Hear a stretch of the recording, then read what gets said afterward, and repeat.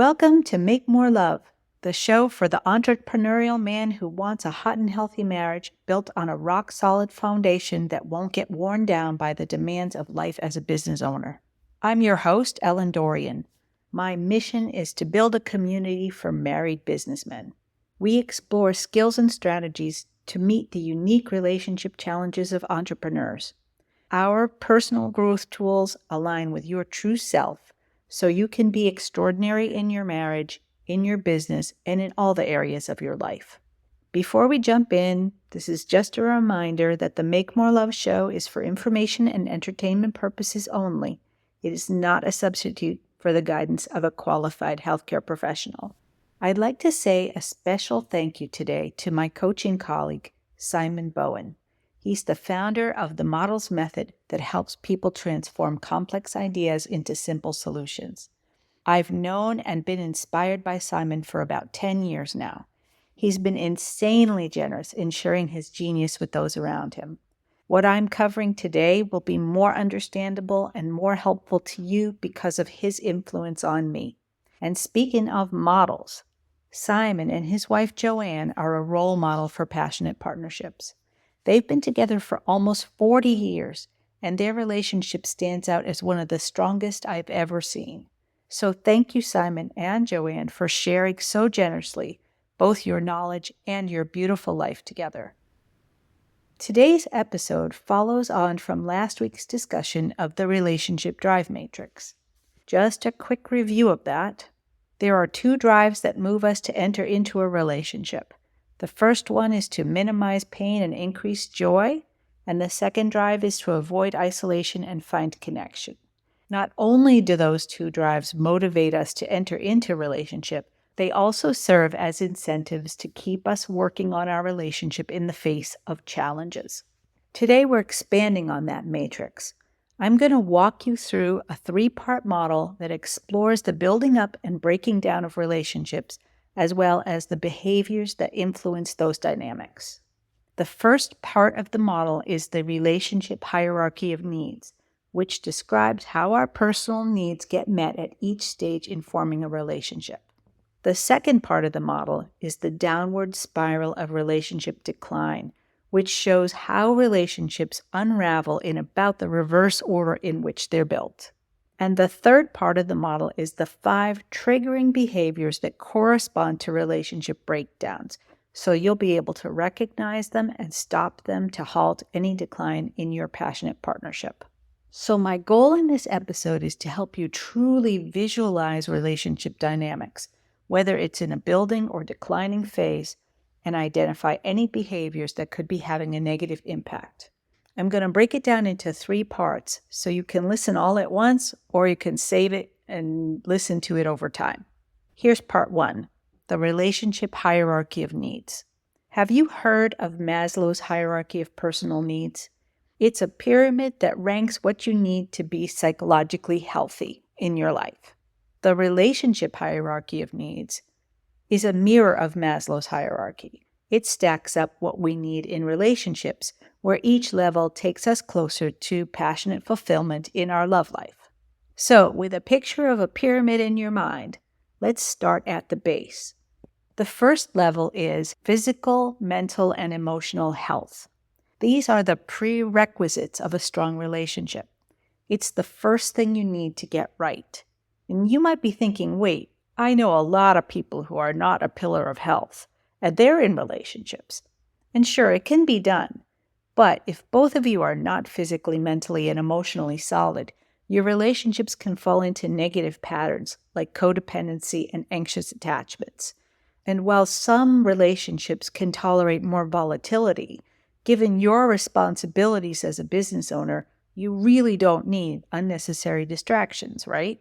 So, if you take care of your health on all fronts, you're setting yourself up for a stable and positive connection where you can support each other the best way possible. Let's move on to level 2, which is establishing stability. This step is key because it's where you start to see if your relationship can really give you the sense of safety and dependability that you need to be happy. Sure, when you're first together, you can't be sure what your partner will bring to the table. But as time goes on and you rack up experiences together, you'll start to figure that out. Stability isn't really about money in the bank. It's about knowing that your partner has your back. This is when trust starts to grow roots, as you both show you're in it to build a rock-solid base for your partnership. The first two levels, health and stability, support the drive of minimizing pain by making sure our most fundamental needs are checked off within this partnership that we're building. As we progress up the pyramid, level 3 is a transition point away from minimizing pain and toward increasing connection and finding joy. So level 3 is a sense of belonging. This is when things really start to gel, giving us that mutual feeling that we are an integral part of each other's lives.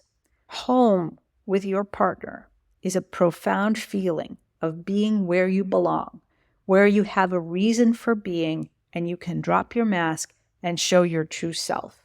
I cannot emphasize enough how big a deal this level is.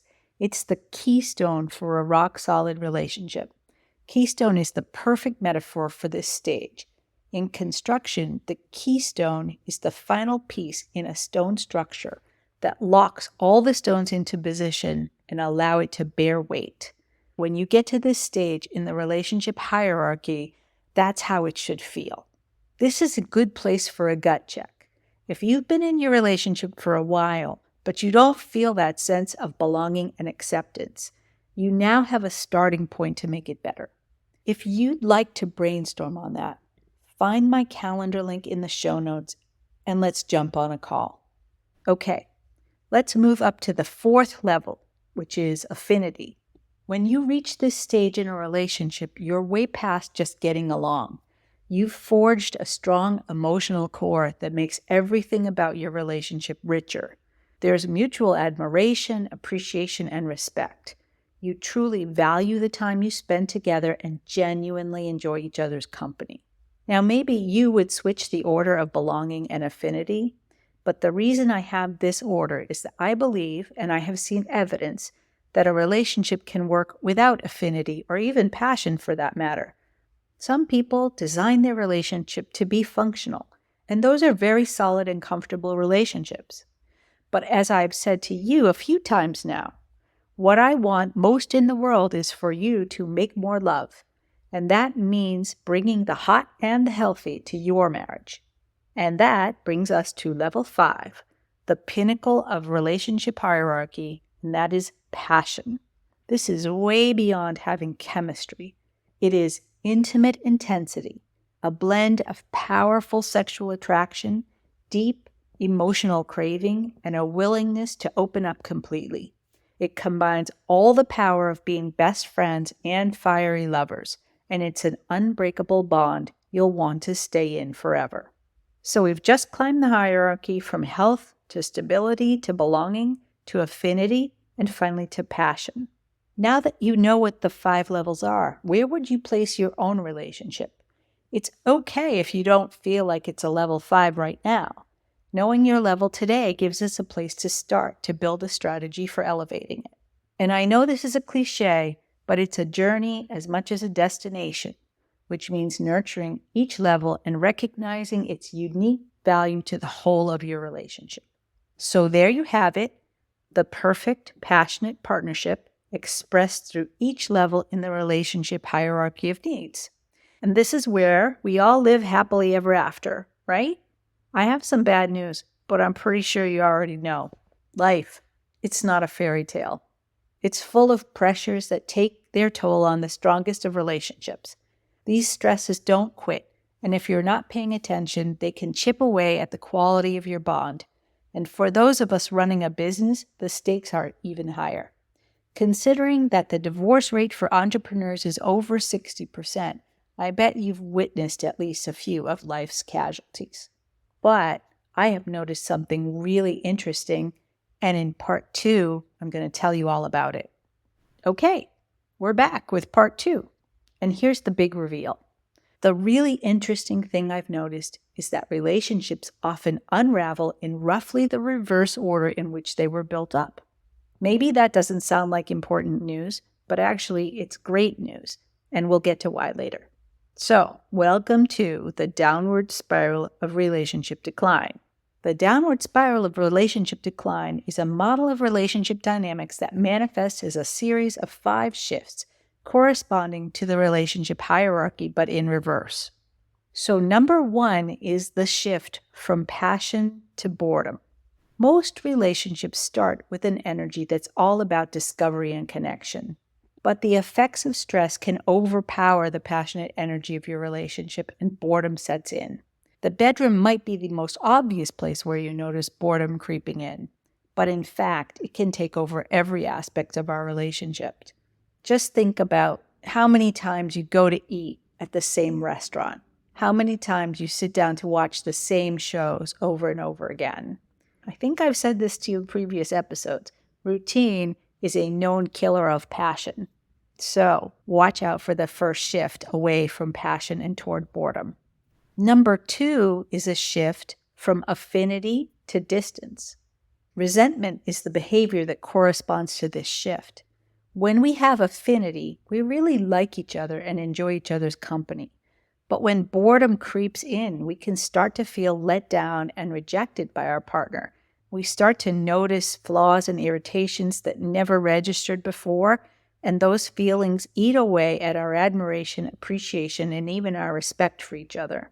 And that shift from affinity to distance can actually metastasize into the third shift, which is from belonging to alienation. When emotional distance becomes the new normal, the feeling of belonging together begins to dissolve. You can get into a whatever frame of mind, and over time, your relationship stops feeling like home. Frankly, it's baffling to me that more people don't panic when this shift becomes evident. A lot of people say, oh, it's natural for that stuff to wear off over time. Seriously, once you've had passion and affinity in your relationship, why would anyone think that this kind of alienation of affection is natural? The behavior that triggers this shift is resignation, and that can mean one of 2 things. You might actually resign from the relationship. A lot of couples at this stage don't make it. That's why so many relationships end within 3 years. Or you might stay together, but resign yourself to living in a loveless limbo. That's a state where you look married from the outside, but behind the scenes, you're really living separate lives and maybe even in separate bedrooms. And this stage can go on for decades. This is where you might say the phrase, I hate, more than any other phrase in the relationship lexicon. That phrase is, it is what it is. Man, oh man, do I hate that phrase. I think instead you should say, I don't give a crap what you feel, and I'm not going to make any effort to change anything. It's just not worth it to me.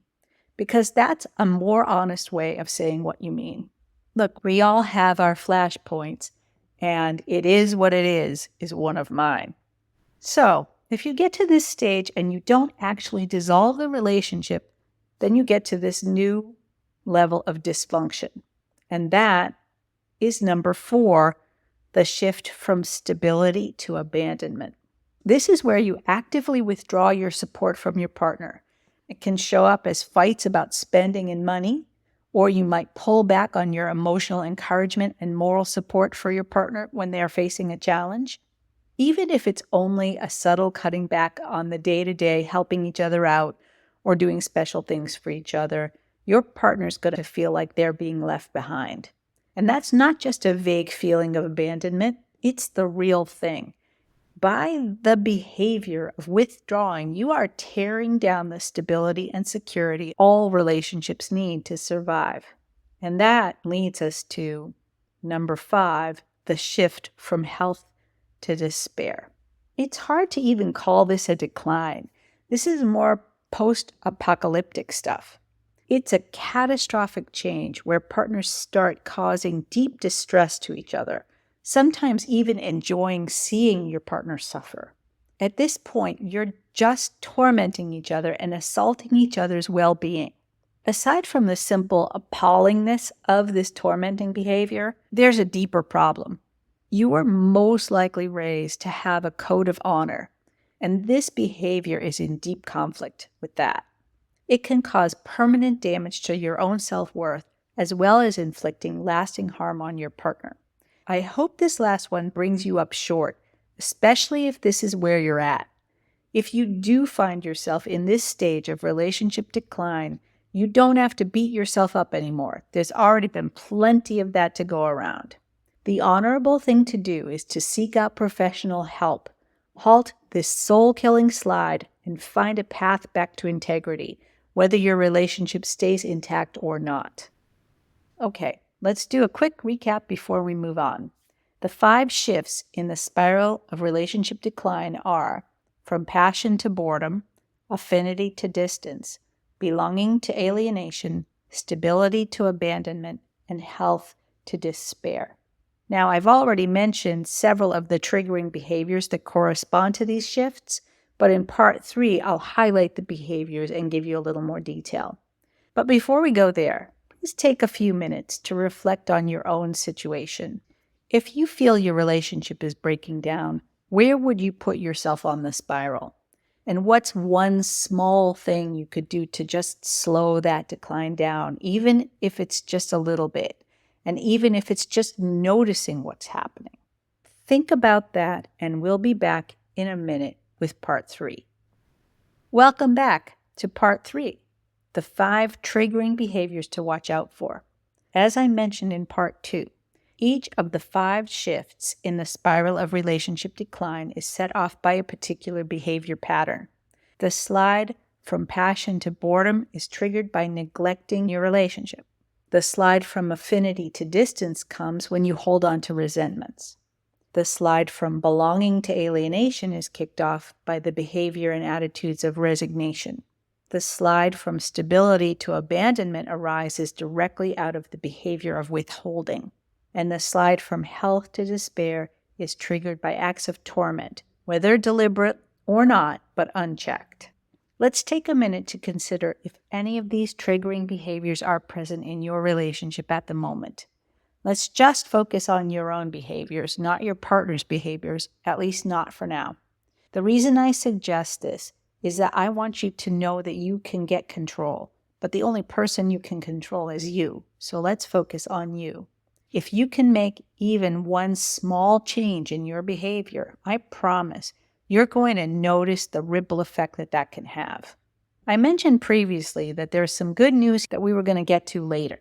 So let's bring all of this together and then I'll share what's good about it. One of the most common reasons relationship issues fester is that we can't pinpoint where things went bad. We're much too close to the problem to see it clearly. And as a result, when we try to fix our relationship, we try everything instead of honing in on the right thing. That leads to a lot of work, expectations, disappointments, and frustration. But most often, no matter how hard we try, nothing truly solves the problem. The simple reason for this is we aren't dialed into exactly where to direct our attention. But here's the beautiful thing.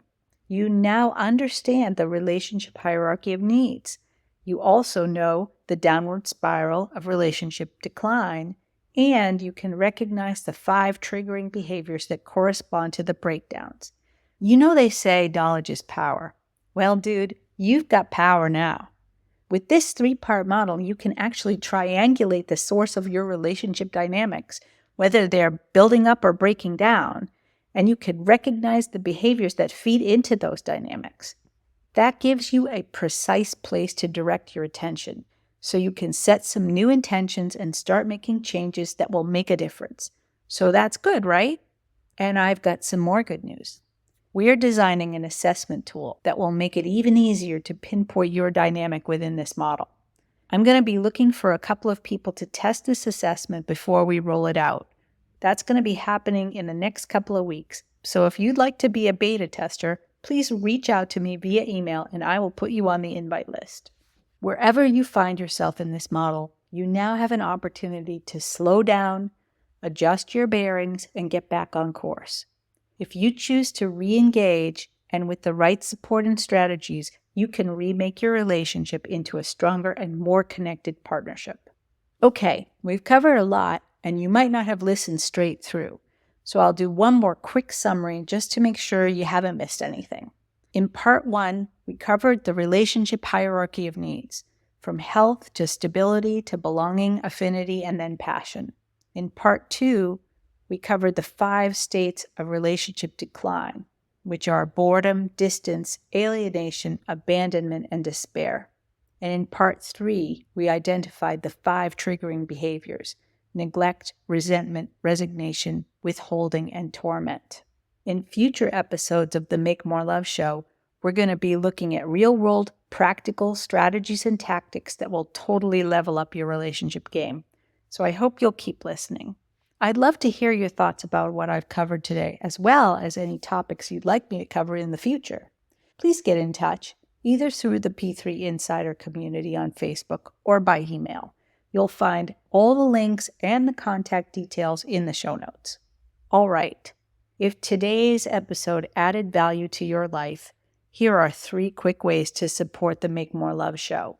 Number 1, follow and subscribe. That's a win for you and me. Number 2, share this podcast with a friend who might be struggling in their love life. It could be a game changer for them. And number 3, leave a review to help more men like you find and join our community of relationship rock stars. And here are 3 ways I can support you. You can visit our website and follow our social channels. Certainly join our private and free Passionate Partners Insider community on Facebook for exclusive content and resources. And 3, if you'd like to explore your specific situation, book a free relationship reset call with me. Whether it's a minor tune-up or a major overhaul, we'll make a plan to get you back on track. My calendar link is in the show notes, along with everything else you need to find me, including all the links and my personal email. I'll be here whenever you're ready. This is Ellen, and that's what I've got for you today. Until next time, remember, what I want most in the world is for you to make more love in your life and with your wife.